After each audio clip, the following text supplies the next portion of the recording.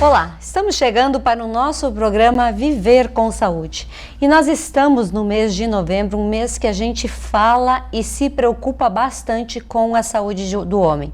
Mas será que é só esse mês que a gente tem que dar toda essa importância para esse assunto que é de extrema importância desde o mais jovem até o mais idoso do paciente?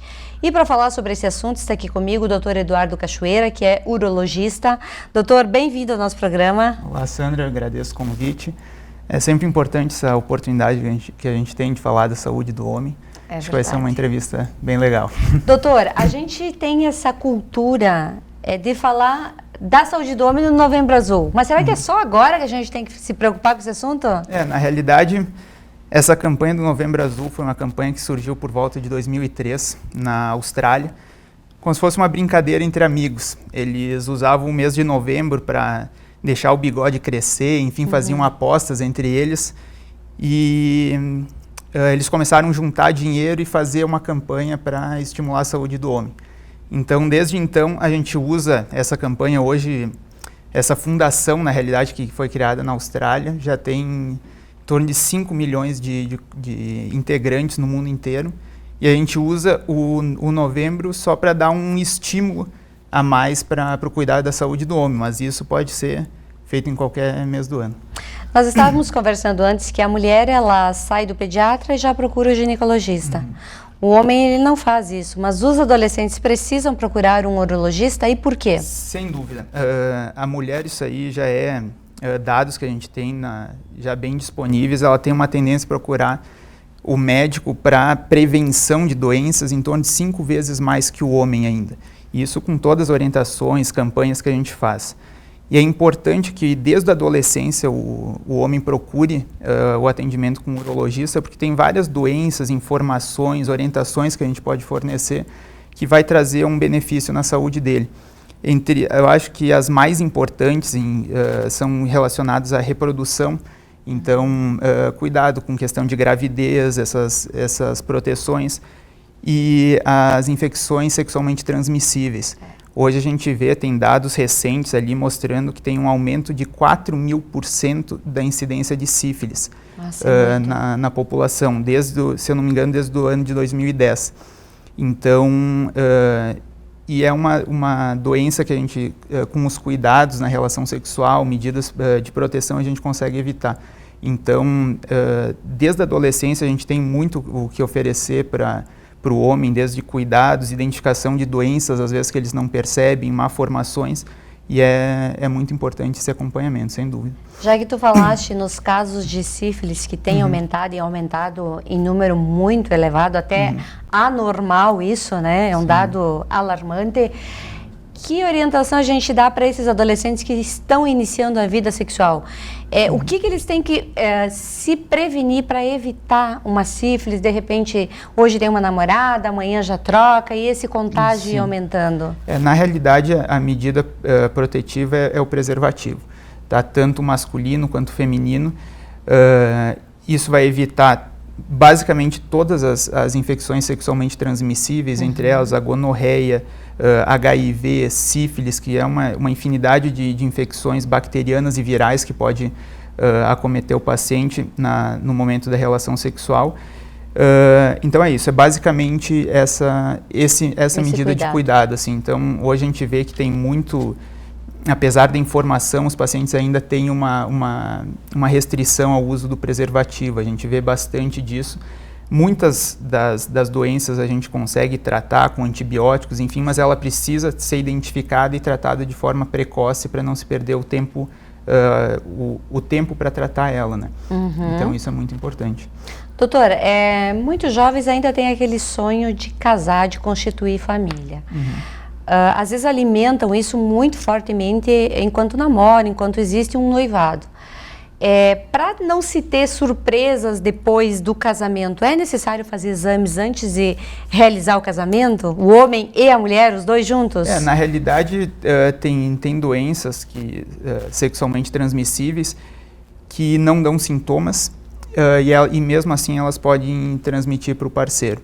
Então, se existiu esse cuidado até o momento do casamento, uma questão de cumplicidade, mas enfim, o casal já teve relações anteriormente ou alguma suspeita de alguma transmissão de doença sexualmente transmissível, valeria a pena sim fazer exames para tentar identificar e não ter nenhuma surpresa, né, depois na relação.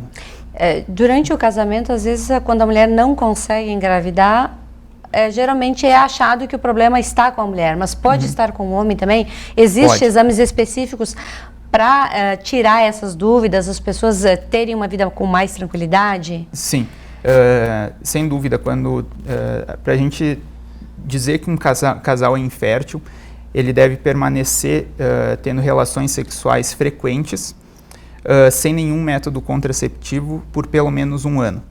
Passando esse primeiro ano, a gente pode iniciar uma investigação para infertilidade.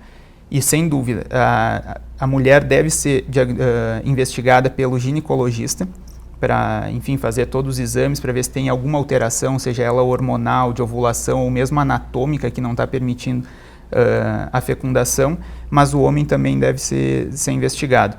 O exame que se faz para o homem para iniciar uma investigação de infertilidade é basicamente o espermograma. É um exame que a gente avalia desde a quantidade de espermatozoides, a motilidade do espermatozoide, a forma dele, se está tudo bem. Um espermograma normal, basicamente a gente descarta o fator masculino como sendo a causa da infertilidade. Mas existe sim a possibilidade do homem ser o responsável pela infertilidade, ele deve ser investigado. Doutor, e falando um pouquinho agora sobre um dos assuntos que mais preocupa as pessoas no geral, são os casos de câncer, o aumento os casos de câncer. O INCA divulgou uma pesquisa que são 68 mil novos casos de câncer de próstata. Esse dado é alarmante, é preocupante, e por que ele tem aumentado nos últimos 10 anos? Na realidade, o INCA faz uma estimativa anual dessa incidência de novos casos, e os últimos dados falam em torno de 68 mil novos casos ao ano no Brasil. Ele é o segundo câncer que mais atinge o homem, ele só perde para os cânceres de pele não melanoma. Sim. Então é uma estimativa muito alta ainda, e a preocupação com relação ao câncer de próstata, além de ter essa incidência muito alta, é o fato de ainda ocorrer muitas mortes pelo câncer de próstata, em torno de 16 mil mortes ao ano. Se eu não me engano, esse dado é de 2018 ainda, que é um dado um pouquinho mais antigo, mas enfim, vale. Então ainda muita gente morre de câncer de próstata, sendo que o câncer de próstata é uma doença que tem várias formas de tratar ele, e se a gente diagnostica numa fase inicial, a gente chega a níveis próximos de 90% de cura do câncer. Então, essas campanhas do Novembro Azul, a gente foca bastante na próstata, justamente por isso, porque fazendo o rastreio com o toque retal, o PSA, enfim, e quando necessário avançar um pouco mais na investigação, a gente consegue diagnosticar o câncer nas fases iniciais e oferecer um tratamento curativo para o paciente. Então, essa importância por isso que se dá tanta importância para a próstata e se fala tanto na próstata, para tirar um pouco o preconceito da população e realmente levar o homem ao médico para fazer essa investigação. Quais são os primeiros sintomas de que algo está errado? Na realidade, pelo câncer de próstata, ele não costuma dar sintomas. Mas não é só o câncer de próstata que pode atingir não é a única doença que pode atingir a próstata. Sim. São várias outras doenças. A mais comum, sem dúvida, é o que a gente chama de hiperplasia prostática, que é, de forma prática, assim, é o inchaço da próstata, que é uma glândula que fica bem na saída da bexiga. Então, quando ela incha, quando ela aumenta de volume, ela dificulta o esvaziamento da bexiga. Então, os primeiros sintomas que tem alguma coisa alterada com a próstata, normalmente são sintomas para esvaziar a bexiga. Um jato mais fraco, a sensação que a bexiga não esvaziou direito depois de urinar. Sim. O que a gente chama de hesitação, que é demorar para iniciar o ato miccional. Então, chega no banheiro e tem que ficar se concentrando para a urina sair. Algum sangramento na urina. Então, são todos os indicativos que alguma coisa está errada com a próstata. Não necessariamente isso seja um câncer. O câncer, normalmente, ele inicia de forma silenciosa. E é nesse momento que a gente mas é interessante diagnosticar nesse momento para a gente poder oferecer um tratamento efetivo para o paciente. O sintoma é diferente da hiperplasia, da a prostatite e do câncer, qual é a diferença dos três? Na realidade a prostatite é uma infecção na próstata. Ela tem duas formas, que é aguda, que normalmente dá mais sintomas, com dor na região perineal, dor para urinar, febre, e normalmente essa daí é bem característica. Mas ela não é tão comum quanto a prostatite crônica, que é uma infecção mais indolente e dá sintomas menos exuberantes. Sintomas de uma discreta ardência para urinar, uma dor na região da bexiga, quando a bexiga está cheia, o jato pode ser mais fraco e confunde um pouco até com os sintomas da hiperplasia prostática. Então, que é o que eu falei agora há pouco, que é com relação ao jato mais fraco, a hesitação, sim. Tudo isso daí.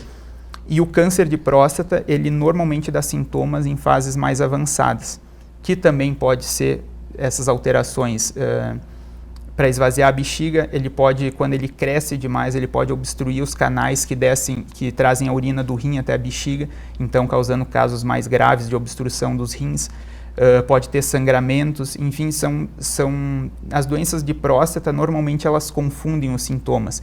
Então a gente tem que sempre fazer uma avaliação bem criteriosa para saber exatamente de que problema de próstata a gente está lidando, para oferecer o tratamento correto. Pois é, e falando um pouquinho dessa avaliação, os exames, são exames de laboratório, tem o toque retal, tem o PSA, tem uma ultrassom, tem uma biópsia, de que forma o médico, qual é a linha que ele segue? Normalmente a gente avalia a próstata com exames de laboratório, entre eles o PSA, que é uma proteína que é liberada no sangue, que é produzida exclusivamente pela próstata, e ela pode estar alterada em todos os problemas prostáticos. Então, ele por si só não vai nos dar um diagnóstico. Ele pode estar aumentado numa prostatite, ele pode estar aumentado numa hiperplasia da próstata e pode estar aumentado no câncer.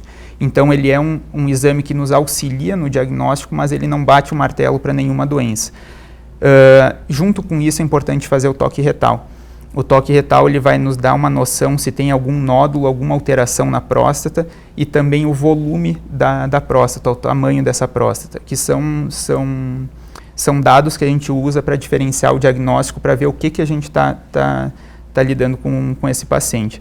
Se tiver alguma dessas alterações e alguma suspeita, uma alteração nesses exames e alguma suspeita que isso possa ser um câncer, normalmente a gente avança na investigação. Alguns anos atrás, inclusive hoje, ainda se faz muito a biópsia de próstata, sim, que é o único exame que vai nos dizer com certeza o que está acontecendo com a próstata. Mas hoje a gente muitas vezes lança a mão do que a gente chama de ressonância da próstata. É um exame de imagem que a gente consegue ver se tem alguma área suspeita para ter um câncer de próstata.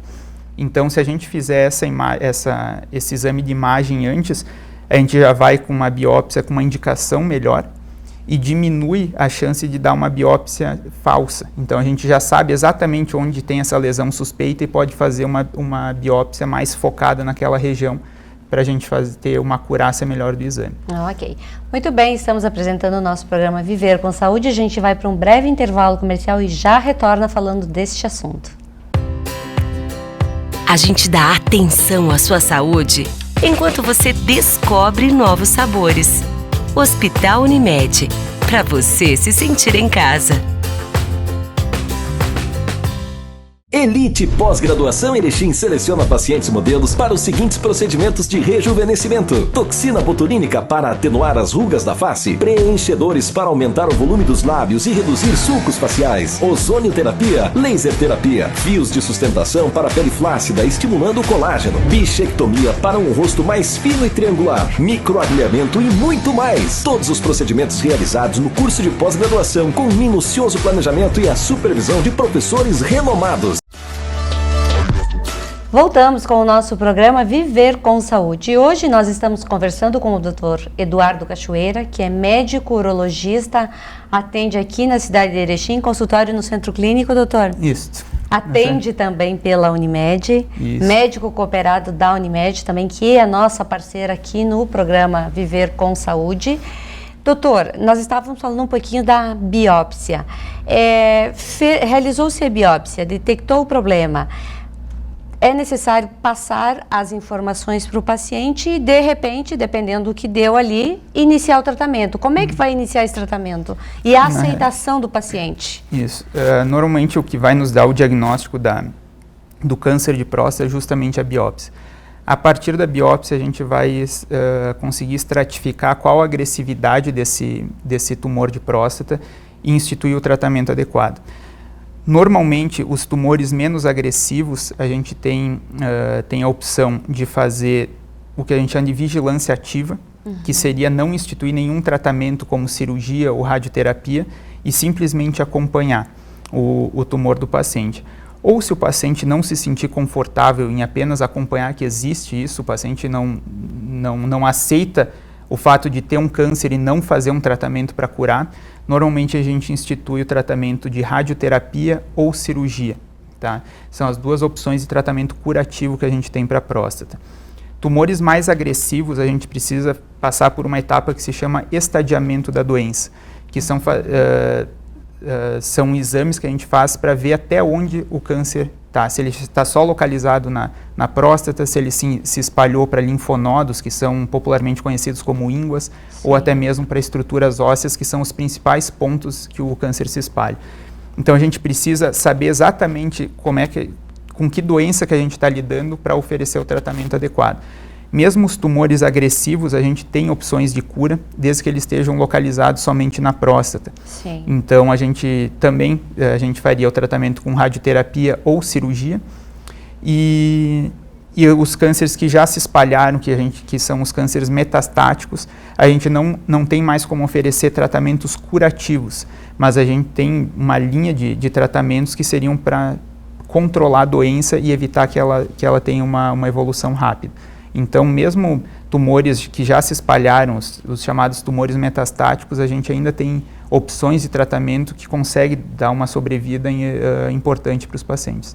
Doutor, eu vou te fazer uma pergunta que eu acho que todo paciente, quando descobre que tem o diagnóstico, que tem câncer, deve fazer para o senhor também. Como é que fica a função erétil? Todos os tratamentos para câncer de próstata, eles vão dar alguma alteração, tanto na parte da micção, que a gente chama de incontinência urinária, e principalmente na disfunção, na questão da ereção. Ele pode evoluir com o que a gente chama de disfunção erétil no pós-operatório, ou mesmo na radioterapia, também, que não envolve uma cirurgia, mas tem uma tendência de ter essas complicações durante o tratamento. A ereção, particularmente, que é o que mais aparece no pós-operatório, muito mais que a incontinência urinária, ela depende muito de como é a ereção prévia do paciente. Então, a gente consegue manter ereção em torno de 75% a 80% dos pacientes, mas sempre ocorre uma alteração na ereção do paciente, depois da cirurgia, depois do tratamento que ele faz. Então, um fato que a gente leva bastante em conta é a ereção que o paciente já tinha antes do tratamento, mas independente do que acontecer no pós-operatório, existe tratamento para isso. Então, eu sempre falo para os meus pacientes que eles se preocupam muito com questão de ereção, enfim, no pós-operatório, mas a gente está lidando com uma coisa mais grave, a gente está lidando com uma situação que é um câncer de próstata. Então, eu sempre falo, a gente está trabalhando para preservar a sua vida num primeiro momento, que é te curar de um câncer. A preocupação com a ereção existe para nós urologistas também, são técnicas, enfim, artifícios que a gente usa durante o tratamento cirúrgico para evitar a disfunção erétil, mas eventualmente ela acontece. Então eu sempre falo para o paciente, nesse primeiro momento a gente vai focar em curar a tua doença. Que é o mais importante. Que é o mais importante. E depois a gente resolve, se surgir uma disfunção erétil, a gente tem medicações, desde medicações que a gente usa por via oral, a gente usa medicações para fazer a reabilitação dessa ereção no pós-operatório, medicações injetáveis, então tem uma infinidade de tratamentos que a gente pode usar para recuperar isso depois. E normalmente o paciente recupera. Então, eu sempre tento tirar um pouco essa preocupação da cabeça do paciente para focar no problema inicial, que é a questão do câncer de próstata. Num segundo momento, a gente trabalha com a parte da ereção. E aquele paciente que teve um câncer, de repente, lá pelos seus 50 anos, e ainda sonha em ser pai. É Sim. possível fazer uma coleta de espermatozoides e armazenar para não comprometer? Sim, porque na realidade isso aí às vezes é uma questão que a gente não leva muito em conta, porque o câncer de próstata, normalmente ele acontece em pacientes dos 50 anos em diante, que é a idade que a gente começa a investigação. Então, a maioria dos pacientes já tem uma prole constituída, já tem seus filhos, e não é uma preocupação que a gente leva tanto em conta. Mas eu já tive experiências, inclusive na minha formação, de um paciente que fez a prostatectomia radical, que é a cirurgia para tratar o câncer de próstata, e depois veio nos pedir como é que ficava a questão de ter filhos. E durante essa cirurgia, obrigatoriamente, o paciente fica estéril, porque a gente tem que ligar estruturas lá dentro, enfim, retira a próstata e o paciente não ejacula mais depois dessa cirurgia. Então ele pode atingir o orgasmo, ele pode ter relações sexuais, mas ele não ejacula mais, então ele não tem mais sêmen. O que se faz nessas situações, se o paciente não tiver coletado exames, o espermograma antes e armazenado os espermatozoides, tem que se fazer uma coleta direto no testículo ou no epidídimo, enfim, fazer medidas para fertilização in vitro. Mas é possível, sim, se o paciente já chega, se foi tocado nesse assunto, o paciente fala com relação ao desejo de ter filhos, certamente a gente indicaria congelar os espermatozoides, enfim, para o momento que ele realmente desejar ter filhos, fazer medidas de fertilização in vitro. Após o tratamento do câncer, a pessoa passa por todo esse processo aí que nós acabamos de falar, vem o diagnóstico de que está sanado, o problema está curado, e depois de 2, 3 anos volta. Por quê? Na realidade, a gente sempre, um câncer de próstata, a gente nunca, ou qualquer outro câncer, nunca se dá de fato a cura logo depois da cirurgia. Sim. A gente sempre precisa fazer um acompanhamento, porque existe uma situação que a gente chama de micrometástases. Células que já saíram da próstata, já estão em outro sítio, ou mesmo no local da cirurgia, algumas células ficaram lá, e ao longo dos anos elas vão se desenvolvendo e a gente consegue notar naquele momento, no acompanhamento, que o câncer voltou. O que a gente faz no acompanhamento, particularmente do câncer de próstata, é justamente dosar o PSA. Sim. Então, o PSA é um exame muito fidedigno, porque como ele é produzido só pela próstata, depois que a gente retira ela no ato cirúrgico, teoricamente o paciente tem que ficar com o PSA, o que a gente chama de zerado, ou não detectável pelo laboratório. E a gente faz o acompanhamento com intervalos regulares, e se em algum momento esse PSA começa a subir, a gente tem que identificar, procurar aonde que estão essas células tumorais e complementar o tratamento, que pode ser desde radioterapia ou avançar, dependendo de onde está essas células, enfim, esse tumor que ele está voltando.